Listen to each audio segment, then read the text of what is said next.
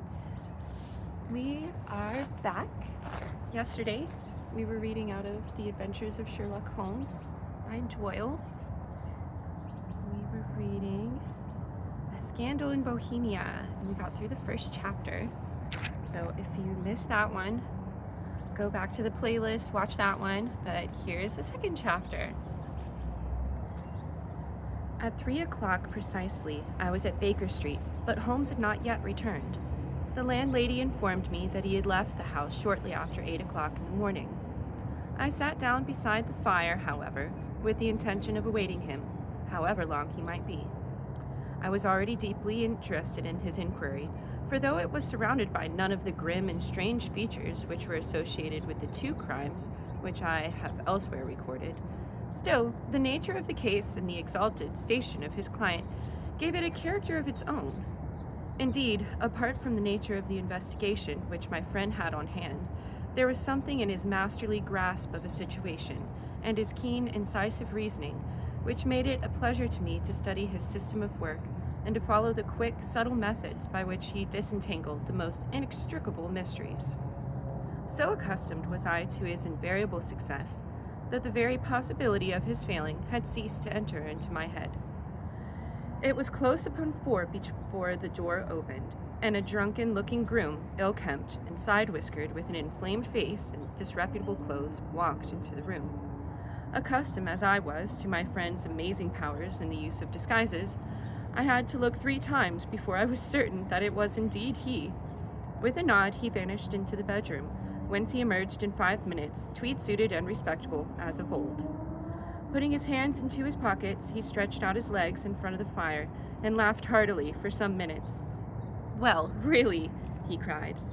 Then he choked and laughed again until he was obligated to lie back, limp and helpless in the chair. "What is it?" "It's quite too funny. I'm sure you could never guess how I employed my morning or what I ended by doing." "I can't imagine. I suppose that you've been watching the habits and perhaps the house of Miss Irene Adler?" "Quite so, but the sequel was rather unusual. I will tell you, however, I left the house a little after 8 o'clock this morning in the character of a groom out for work. There is a wonderful sympathy and freemasonry among horsey men. Be one of them and you will know all that there is to know. I soon found Irene Lodge. It is a bijou villa with a garden at the back, but built out in front right up to the road, 2 stories. Chubb lock to the door.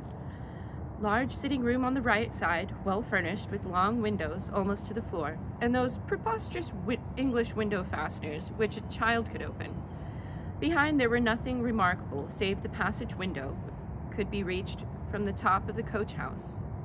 I walked around it and examined it closely from every point of view, but without noting anything else of interest.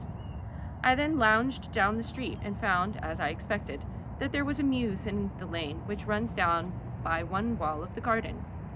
I lent the ostlers a hand in rubbing down their horses, and I received in exchange 2 pence, a glass of half and half, 2 fills of shag tobacco, and as much information as I could desire about Miss Adler, to say nothing of a half-dozen other people in the neighborhood, in whom I was not the least interested, but whose biographies I was compelled to listen to. "And what of Irene Adler?" I asked. "Oh, she has turned all the men's heads in that part of town. She's the daintiest thing under a bonnet on this planet, so say the Serpentine Mews to a man. She lives quietly, sings at concerts, drives out at 5 every day, and returns at 7 sharp for dinner. Seldom goes out at other times, except when she sings. Has only 1 male visitor, but a good deal of him. He is a dark, handsome, and dashing, never calls less than once a day, and often twice. He is Mr. Godfrey Norton, of the Inner Temple. See the advantages of a cabman as a confidant. They had driven him home a dozen times from Serpentine Mews, and knew all about him. When I had listened to all that they had to tell, I began to walk up and down near Irene Lodge once more, and to think over my plan of campaign. This Godfrey Norton was evidently an important factor in the matter. He is a lawyer. That sounded ominous. What was this relation between them, and what the object of his repeated visits? Was she his client, his friend, or his mistress? If the former, she had probably transferred the photograph to his keeping. If the latter, It was less likely. On the issue of this question depended whether I should continue my work at Irene Lodge or turn my attention to the gentlemen's chambers in the temple. It was a delicate point, and it widened the field of my inquiry. I fear that I bore you with these details, but I have to let you see my little difficulties if you are to understand the situation. I am following you closely, I answered. I was still balancing the matter in my head when a handsome cab drove up to Irene Lodge, and a gentleman sprang out. He was a remarkably handsome man, dark, aquiline, and mustached, evidently the man of whom I had heard. He appeared to be in a great hurry, shouted to the cabman to wait, and brushed past the maid, who opened the door with the air of a man who was thoroughly at home. He was in the house for about a half an hour, and I could catch glimpses of him in the windows of the sitting room, pacing up and down, talking excitedly and waving his arms. Of her I could see nothing. Presently he emerged, looking even more flurried than before. As he stepped up to the cab, he pulled a gold watch from his pocket and looked at it earnestly. "Drive like the devil," he shouted. "First to Gross and Hankling's in Regent Street, and then to the Church of St. Monica in the Edgware Road. Half a guinea if you do it in 20 minutes. And away they went. And I was just wondering whether I should not do well to follow them, when up the lane came a neat little landau, the coachman with his coat only half buttoned, and his tie under his ear, while all the tags of his harness were sticking out of the buckles. It hadn't pulled up before she shot out of the hall door and into it. I only caught a glimpse of her at the moment, but she was a lovely woman with a face that a man might die for. "The Church of St. Monica, John," she cried, "and a half-sovereign if you reach it in 20 minutes. This was quite too good to lose, Watson. I was just balancing whether I should run for it, or whether I should perch behind her, landau, when a cab came through the street. The driver looked twice at such a shabby fare, but I jumped in before he could object. "The Church of St. Monica," said I, "and half-sovereign if you reach it in 20 minutes. It was 25 minutes to 12, and of course it was clear enough that what was in the wind. My cabby drove fast. I don't think I ever drove faster, but the others were there before us. The cab and the landau, with their steaming horses, were in front of the door when I arrived. I paid the man and hurried into the church. There was not a soul there, save for the tomb whom I had followed, and a surpliced clergyman who seemed to be expostulating with them. They were all three standing in a knot near front of the altar. I lounged up the side aisle like any other idler who has dropped into a church, when suddenly, to my surprise, the three at the altar faced round to me, and Godfrey Norton came running as hard as he ever could towards me. "Thank God," he cried. "You'll do. Come, come." "What then?" I asked. "Come, man, come. Only 3 minutes, or it won't be legal." I was half dragged up to the altar, and before I knew where I was, I found myself mumbling responses which were whispered in my ear, and vouching for things of which I knew nothing, and generally assisting in the securing, tying up of Irene Adler, spinster, to Godfrey Norton, bachelor. It was all done in an instant, and there was the gentleman thanking me on the one side, and the lady on the other, while the clergyman beamed on in front of me. It was the most preposterous position in which I ever found myself in my life, and it was the thought of it that started me laughing just now. It seems that there had been some informality about their license, that the clergyman absolutely refused to marry them without a witness of some sort, and that my lucky appearance saved the bridegroom from having to sally out into the streets in search of a best man. The bride gave me a sovereign, and I mean to wear it on my watch chain in memory of the occasion. "This is a very unexpected turn of affairs," said I. "And what then?" "Well, I found my plans very seriously menaced. It looked as if the pair might take an immediate departure, and so necessitate very prompt and energetic measures on my part. At the church door, however, they separated, he driving back to the temple, and she to her own house. "I shall drive out in the park at usual at 5, she said to him, and I heard no more. They drove away in different directions, and I went off to make my own arrangements." "Which are?" "Some cold beef and a glass of beer," he answered, ringing the bell. "I have been too busy to think of food, and I am likely to be busier still by this evening. By the way, Doctor, I shall want your cooperation." "I shall be delighted." "You don't mind breaking the law?" "Not in the least." "Nor running a chance of arrest?" "Not in a good cause." "Oh, the cause is excellent." "Then I am your man." I was sure that I might rely on you. But what is it that you wish? When Miss Turner's brought the tray in, I'll make it clear to you. Now, he said as he turned hungrily on the simple fare that our landlady had provided. I must discuss it while I eat, for I have not much time. It's nearly 5 now. In 2 hours we must be on the scene of action. Miss Irene, or Madam rather, returns from her drive at 7. We must be at Birney Lodge to meet her. And what then? You must leave that to me. I have already arranged what is to occur. There is only one point on which I must insist. You must not interfere, come what may. You understand? I am to be neutral? To do nothing whatsoever. There will probably be some small unpleasantness. Do not join in it. I will end it in my being conveyed into the house. 4 or 5 minutes afterwards, the sitting room window will open. You are to station yourself close to that open window. Yes. You are to watch me, and I will be visible to you. Yes. And when I raise my hand, so you will throw into the room what I give you to throw, and will at the same time raise the cry of fire. You quite follow me? Entirely. It is nothing very formidable, he said, taking a long cigar-shaped roll from his pocket.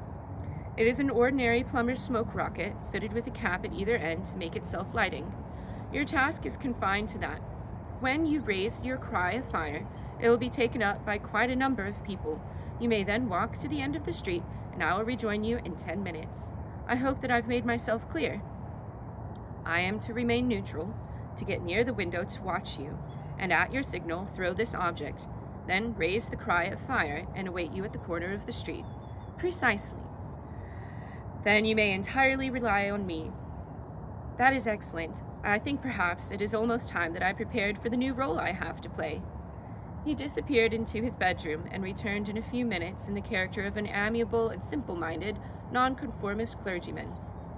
His broad black hat, his baggy trousers, his white tie, and his sympathetic smile, the general look of peering and benevolent curiosity, were such as Mr. John Hare alone could have equaled. It was not merely that Holmes changed his costume. His expression, his manner, his very soul seemed to vary with the fresh part that he assumed. The stage lost a fine actor, even as science lost an acute reasoner when he became a specialist in crime. It was 6:15 when we left Baker Street, and it still wanted 10 minutes to the hour when we found ourselves in Serpentine Avenue.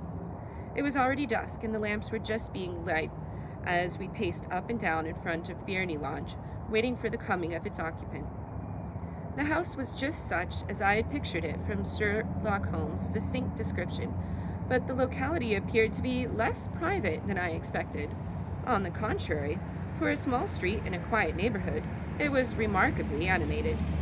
There was a group of shabbily dressed men smoking and laughing in a corner, a scissor grinder with his wheel, 2 guardsmen who were flirting with a nurse girl, and several well-dressed young men who were lounging up and down with cigars in their mouths. You see, remarked Holmes, as we paced to and fro in front of the house, this marriage rather simplifies matter. The photograph becomes a double-edged weapon now. The chances are that she would be as adverse to it being seen by Mr. Godfrey Norton as our client is to it coming to the eyes of his princess. Now the question is, where are we to find the photograph? Where, indeed? It is most likely that she carries it about with her. It is a cabinet size, too large for easy concealment about a woman's dress. She knows that the king is capable of having her waylaid and searched. 2 attempts of the sort have already been made. We may take it, then, that she does not carry it about with her. Where, then? Her banker or her lawyer. There is a double possibility, but I'm inclined to think neither. Women are naturally secretive, and they like to do their own secreting. Why should she hand it over to anyone else? She could trust her own guardianship, but she could not tell what indirect or political influence might be brought to bear upon a businessman. Besides, remember that she had resolved to use it within a few days. It must be where she can lay hands on it. It must be in her own house. But it has twice been burgled. Pshaw, they don't know how to look. But how will you look? I will not look. What then? I will get her to show me. But she would refuse. She'll not be able to, but I hear the rumble of wheels. It is her carriage. Now carry out my orders to the letter. As he spoke, the gleam of the side lights of a carriage came round the curve of the avenue. It was a smart little landau which rattled up to the door of Byrne Lodge. As it pulled up, one of the loafing men at the corner dashed forward to open the door in hopes of earning a copper, but was elbowed away by another loafer who had rushed up with the same intention. A fierce quarrel broke out, which was increased by the two guardsmen, who took sides with one of the loungers, and by the scissor grinder, who was equally hot upon the other side. A blow was struck, and in an instant the lady who had stepped from her carriage was the center of a little knot of flushed and struggling men who struck savagely at each other with their fists and sticks. Holmes dashed into the crowd to protect the lady, but just as he reached her, he gave a cry and dropped to the ground, with blood rushing freely down his face. At his fall, the guardsmen took to their heels in one direction, and the loungers in the other, while a number of better-dressed people who had watched the scuffle without taking part in it crowded in to help the lady and to attend to the injured man. Irene Adler, as I will still call her, had hurried up the steps, but she stood at the top with her superb figure outlined against the lights of the hall, looking back into the street. "Is the poor gentleman much hurt?" she asked. "He's dead!" cried several voices. No, there's still life in him," shouted another, "but he'll be gone before you can get him to the hospital." "He's a brave fellow," said the woman. "They would have had the lady's purse and watch it if it hadn't been for him. They were a gang, and a rough one, too.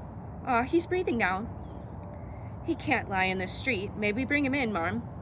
"Surely, bring him into the sitting room. There's a comfortable sofa. This way, please."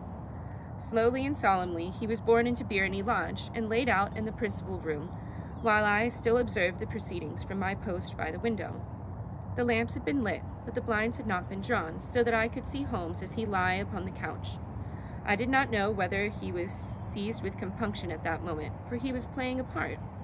But I knew that I never felt more heartily ashamed of myself in my life than when I saw the beautiful creature against whom I was conspiring, or the grace and kindliness with which she waited upon the injured man.